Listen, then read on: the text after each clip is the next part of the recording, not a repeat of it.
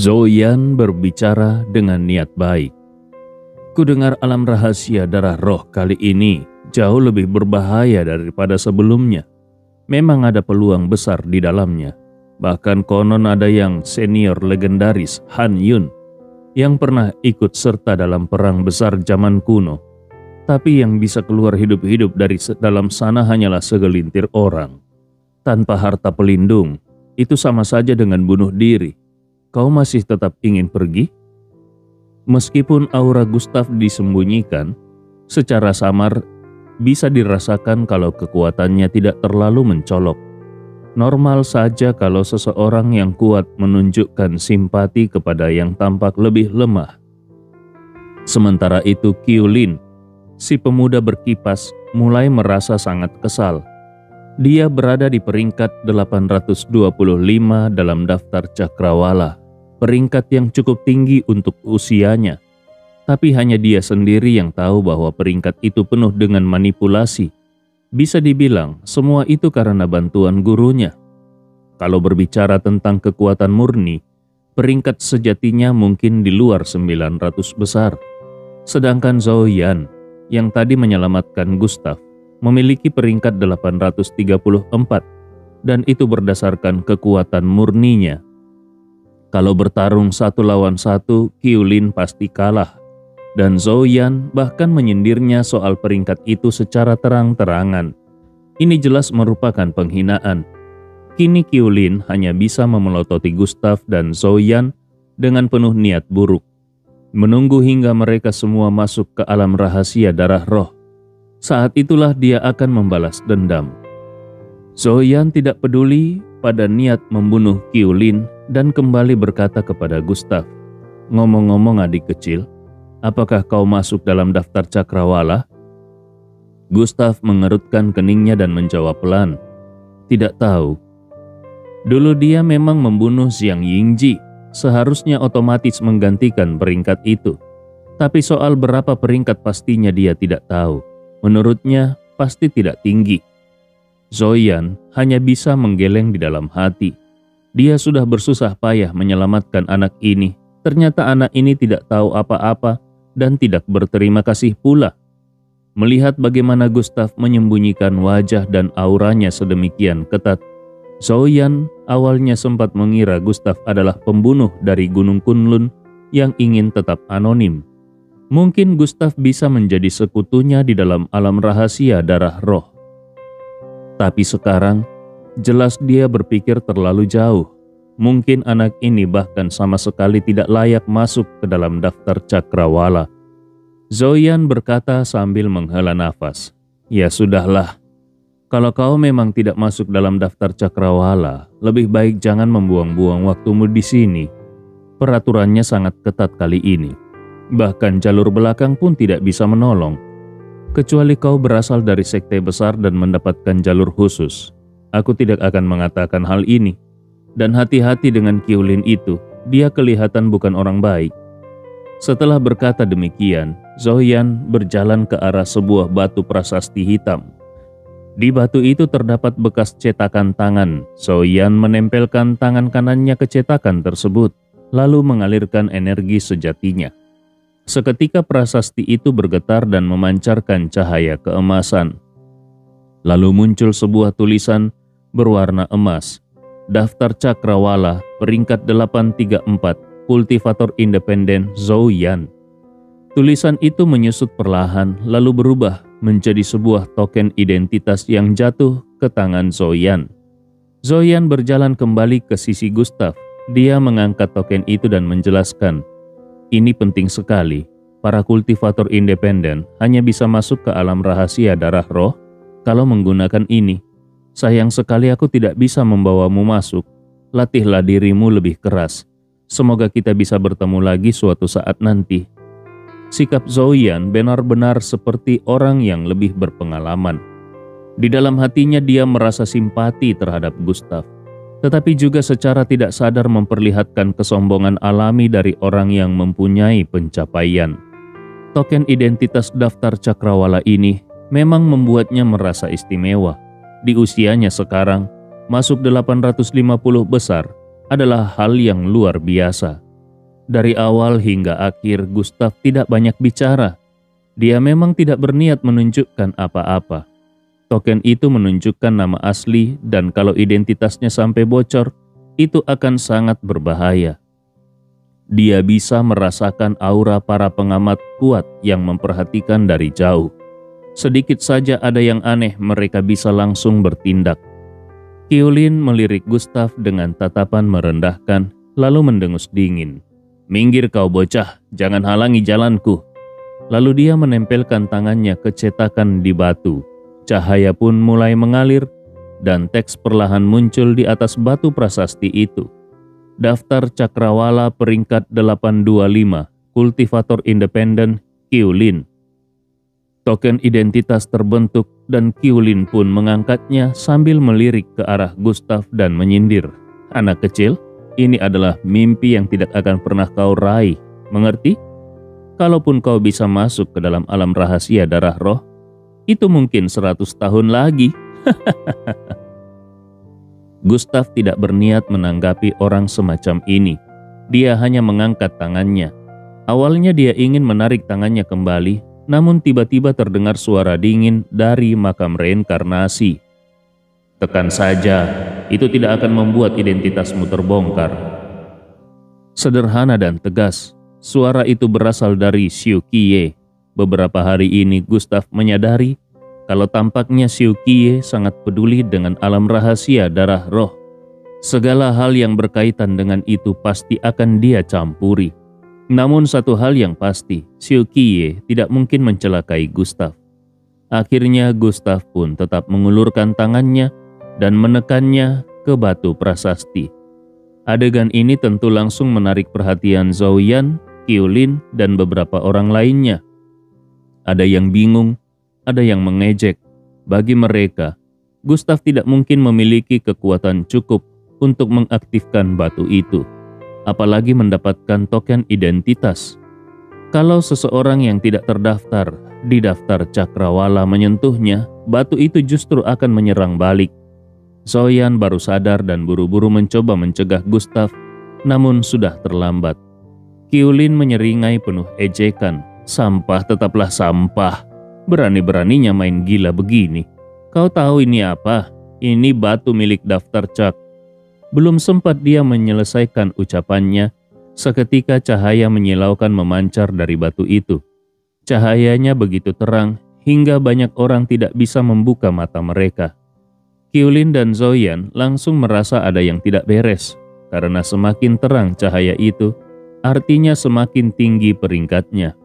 Apakah mungkin? Mereka memaksa membuka mata mereka dan menatap ke arah batu meski menyilaukan, hingga akhirnya cahaya pun menghilang. Suasana kembali tenang, lalu beberapa karakter berwarna emas perlahan muncul dan menggantung di udara. Daftar Cakrawala peringkat 727, kultivator independen Aldren Ye. Saat itu juga dunia seperti membeku. Wajah Kiyulin yang tadi penuh ejekan kini terkunci dalam ekspresi kaku. Matanya membelalak dipenuhi ketakutan. 727. Itu adalah angka yang sangat tinggi, hampir tidak terjangkau. Daftar Cakrawala adalah pemeringkatan seluruh ahli di Gunung Kundun dan dikenal sangat prestisius. Selisih satu peringkat saja bisa berarti jurang besar kekuatan. Apalagi ini selisih lebih dari 100 peringkat. Namun yang paling mengejutkan bukan itu. Yang membuat dunia seakan runtuh bagi Kiyulin adalah orang yang selama ini dia hina. Pemuda bertopeng itu ternyata adalah Aldren Ye, pembunuh berdarah dingin dari Gunung Kunlun. Aldren Ye benar-benar datang ke alam rahasia darah roh.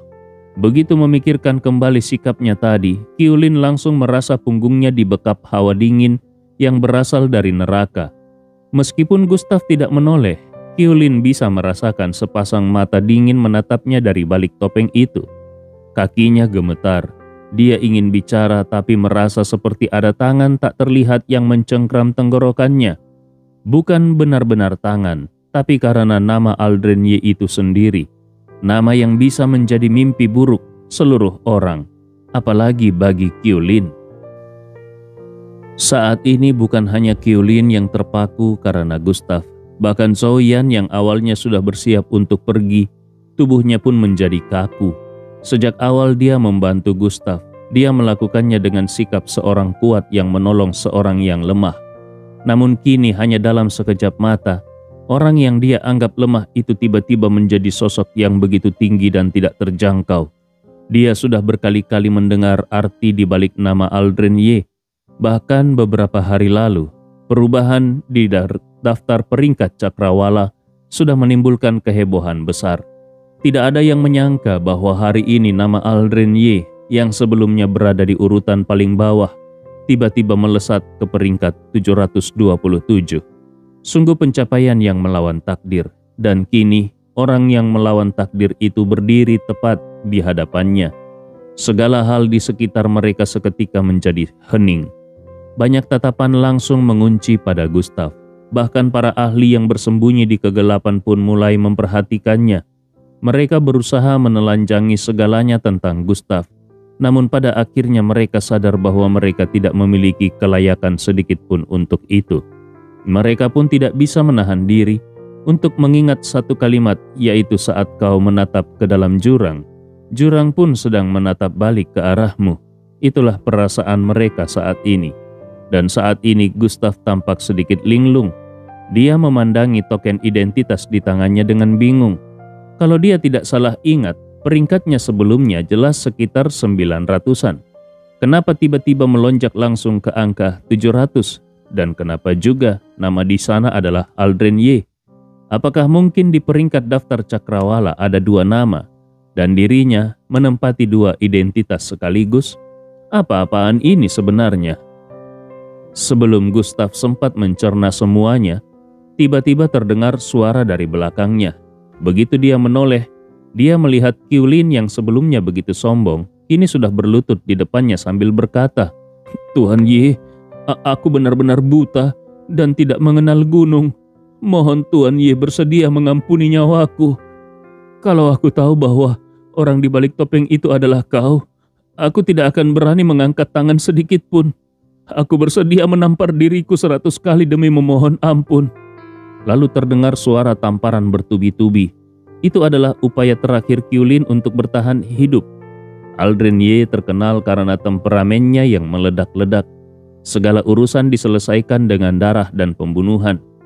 Keheningan barusan adalah pertanda badai akan segera datang. Walau harus membayar harga berapapun, Qiulin harus meredam badai ini. Karena nyawa adalah segalanya. Tatapan Gustav tetap datar dan dingin. Terhadap orang yang seperti Qiulin yang hanya seperti badut, dia tidak tertarik untuk mengotori tangannya.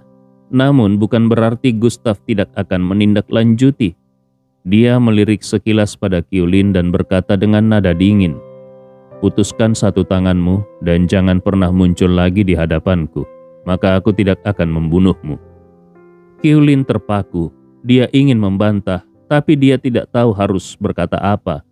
Kalau dewa pembunuh ini sendiri yang turun tangan, mungkin bukan hanya satu tangannya yang hilang. Setelah ragu beberapa detik, dia pun mengarahkan kipas lipatnya ke lengan dan mengirisnya dengan lembut. Sekejap saja, darah menyembur seperti air mancur dan satu lengannya langsung putus. Qiulin tidak bisa menahan jeritannya. Lalu dia berdiri dan menatap dalam-dalam ke arah Gustav yang memakai topeng. Kemudian dengan tergesa-gesa dia membawa lengan yang terputus itu keluar dari arena. Beberapa detik kemudian Zhou-Yan pun mendekat. Dia membungkuk dan berkata, "Tuan Ye, tadi aku sudah lancang. Bahkan tanpa aku turun tangan pun Tuan Ye pasti bisa menghadapinya sendiri."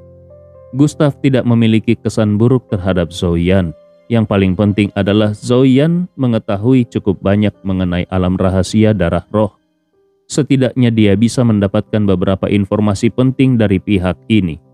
Sekarang identitasnya adalah Aldren Ye. Bahkan Han Daosan pun tidak mungkin bisa menghalangi jalannya. Jadi dia bisa dengan tenang memasuki tempat itu. Zhou-Yan tampaknya menyadari ada sedikit keraguan di benak Gustav. Lalu dia tertawa lepas dan berkata, "Tuan Ye, sepertinya ini adalah pertama kalinya kau datang ke wilayah keluarga Han. Jadi wajar kalau banyak hal masih asing bagimu. Tenang saja, aku Zoyan, sudah beberapa kali mengikuti perjalanan ke alam rahasia darah roh ini. Aku sangat familiar dengan segala sesuatu di sekitarnya. Bisa dibilang aku ini peta hidup tempat ini. Bagaimana kalau kita berangkat bersama? Segala keputusan tetap kau yang tentukan. Zoyan tahu betul betapa mengerikannya Aldren Ye. Kalau dia bisa mengikatkan dirinya kepada pemuda misterius di hadapannya ini, maka kemungkinan hidupnya untuk keluar dari alam rahasia itu mencapai 80%. Gustav berpikir sejenak lalu bertanya, Zoyan, kapan alam rahasia darah roh bisa mulai dimasuki? Zoyan tidak menyangka pemuda di depannya bahkan tidak tahu hal kecil seperti itu. Dia pun hanya bisa menjelaskan, Tuan Ye, karena kemarin Handausan berselisih dengan seorang pemuda bernama Gustav, maka waktu pembukaan alam rahasia jadi berubah. Besok adalah saat alam rahasia darah roh dibuka. Hanya saja kami para kultivator independen tidak bisa lewat gerbang utama. Di sisi selatan alam rahasia itu ada sebuah pintu masuk kecil, namun cukup berbahaya. Itu adalah satu-satunya jalan bagi kami untuk memasukinya. Ternyata begitu. Gustav mengernyitkan alisnya, lalu bertanya dengan penasaran, lalu bagaimana dengan para murid dari sekte-sekte besar? Zoyan berkata, Tuan Ye, mungkin Tuan Ye belum tahu. Murid-murid dari sekte besar dan kekuatan besar lainnya memiliki jalur masuk khusus yang sangat berbeda dari kami. Mereka akan langsung ditransmisikan ke wilayah pusat alam rahasia darah roh. Sementara kami harus berjuang keras menembus hingga ke pusat. Bahaya yang aku sebutkan tadi adalah karena kami harus masuk melalui wilayah binatang buas. Tuan Ye, dunia ini memang tidak adil. Ada banyak hal yang sejak lahir sudah tidak kita miliki, dan kalau tidak punya sejak awal, maka sangat sulit untuk mendapatkannya kemudian. Selama bertahun-tahun, aku mati-matian berlatih hanya untuk mengejar ketertinggalan dari para jenius sekte besar. Dulu kukira saat masuk ke dalam peringkat daftar cakrawala, jarak itu sudah mulai menyempit. Namun kini sepertinya jurangnya justru semakin lebar. Alam rahasia darah roh adalah satu-satunya kesempatan bagi kami orang biasa untuk membalikkan keadaan. Gustav mengangguk. Dia tidak banyak bicara, hanya menepuk bahu Zoyan dan berkata, kalau begitu, aku pergi dulu. Sampai jumpa besok saat pintu masuk dibuka. Zoyan pun berkata dengan penuh semangat, baik Tuan Ye. Besok pagi jam 8 kita bertemu lagi di sini. Sepertinya Aldren Ye cukup terkesan padanya. Dia harus benar-benar memanfaatkan kesempatan ini. Gustav meninggalkan wilayah keluargahan dan melepas semua penyamarannya. Dia bersiap untuk mencari Tuan Yuan dan Jilin. Namun dia menyadari ada dua aura mendekat dari belakang. Dia menghentikan langkahnya dan bersiap menyerang. Tapi ternyata kedua sosok itu adalah Ye Lingtian dan Mo Ning. Hari ini Mo Ning mengenakan kerudung tipis dengan gaun panjang putih yang membuatnya tampak seperti peri. Mo Ning langsung berkata, Gustav, akhirnya aku menemukanmu. Dengan susah payah akhirnya aku berhasil lari dari para tetua keluarga Mo. Tapi saudara laki-lakimu ini cukup menarik juga. Begitu tahu kau berada dalam bahaya, dia langsung ribut dengan ayahku. Kalau bukan karena mempertimbangkan hubungan masa lalu, saudara laki-lakimu ini mungkin sudah tewas sejak lama. Setelah Mo Ning selesai berbicara, Ye Lingtian langsung melangkah maju dan berlutut dengan satu kaki. Hamba tidak berguna dan sudah mengecewakan Tuan Istana. Kalau aku bertemu lagi dengan orang-orang itu, sekalipun jiwaku hancur, aku akan menyeret mereka yang menghina Tuan Istana ke neraka. Gustav tersenyum dan membantu Ye Lingtian berdiri dengan satu tangannya. Tidak apa-apa, beberapa hal memang harus dikembalikan. Segalanya akan terlihat jelas setelah pembukaan alam rahasia darah roh besok. Mendengar kalimat itu, Mo Ning agak terkejut. Gustav, apakah kau gila? Kau juga mau masuk ke alam rahasia darah roh? Apakah kau tidak sadar dengan situasimu sekarang? Jumlah orang yang ingin membunuhmu itu sudah bisa membuat barisan mengelilingi wilayah keluargahan satu putaran penuh. Gustav pernah menyelamatkan Mo Ning. Jadi di mata Mo Ning, Gustav adalah penyelamat nyawanya. Tentu saja dia tidak ingin Gustav mati begitu saja. Moning melanjutkan berbicara, dan satu hal lagi, jangan harap keluargaku akan memberimu jatah masuk. Meskipun aku sangat ingin membantumu, tapi ayahku sudah memblokir semua jalur. Satu-satunya hal yang bisa aku perjuangkan adalah membawa Yelingtian masuk ke dalam alam rahasia darah roh bersamaku. Itulah alasan utama aku mencarimu sekarang. Kalau kau mengangguk, aku akan mengurus Yelingtian. Tapi kalau kau menggeleng, aku tidak akan ikut campur. Yelingtian yang mendengar kata-kata Moning langsung berkata kepada Gustav, "Tuan istana, kemanapun kau pergi, aku akan ikut. Ini adalah misi keluargaku." Gustav tersenyum lalu berkata, "Lingtian, kali ini kau ikut masuk bersama keluargamu saja. Kau tidak perlu khawatir denganku. Kita pasti akan bertemu lagi di dalam. Alam rahasia darah roh ini penuh peluang. Ini hanya akan membawa manfaat bagimu." Yelingtian mencoba berkata, "Tapi Tuan istana, kau..." Gustav berkata, "Tidak ada tapi-tapian. Lakukan sesuai perintahku. Anggap saja kau mencarikan peluang untukku di dalam." Yelingtian pun hanya bisa menerimanya, karena ini adalah perintah Tuan istana. Dia tidak punya pilihan selain patuh. Setelah mendapatkan jawabannya, Moning pun berpamitan, "Gustav, identitasku sekarang cukup sensitif, jadi aku tidak bisa terlalu lama berada di sini. Ini saja sudah yang terbaik yang bisa aku lakukan. Hutang budi padamu dulu itu, aku pasti akan mencari cara untuk membalasnya. Sebelum pergi, aku ingin memperingatkanmu satu hal lagi. Jangan pernah, aku ulangi ya, jangan pernah punya niat untuk menguasai alam rahasia darah roh. Kau sendirian tidak akan bisa melawan seluruh gunung Kunlun." Setelah itu Moning menoleh ke arah Yelingtian dan berkata, "Yelingtian, ikut aku. Kalau sampai ayahku tahu aku datang kemari, akibatnya akan sangat serius." Nada suara Moning penuh ketegasan.